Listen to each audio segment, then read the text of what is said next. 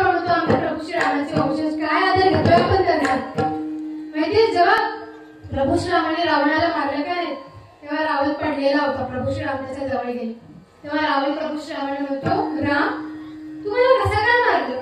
प्रभू म्हणलं असं का विचारतोय, सांग राम सांग. पहिली गोष्ट तर मी इतका विद्वान कुळातला, माझं कुळ म्हणजे रावण ब्राह्मण कुळातला होता आणि तू क्षत्रिय, ब्राह्मण म्हणजे सगळ्यात मोठं कुळ, माझं कुळ म्हणजे ब्राह्मण. दुसरी गोष्ट म्हणजे मी किती शक्तिशाली, माझी शक्ती बघायची तुला.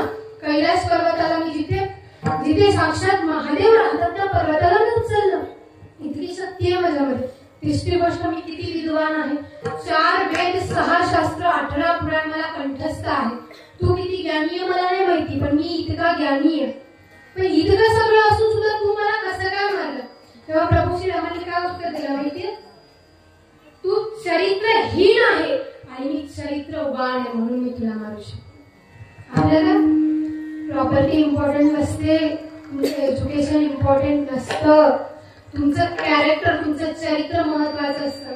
माणूस चरित्रवान असल्यानं प्रत्येक गोष्टीमध्ये पुढे असू शकतो.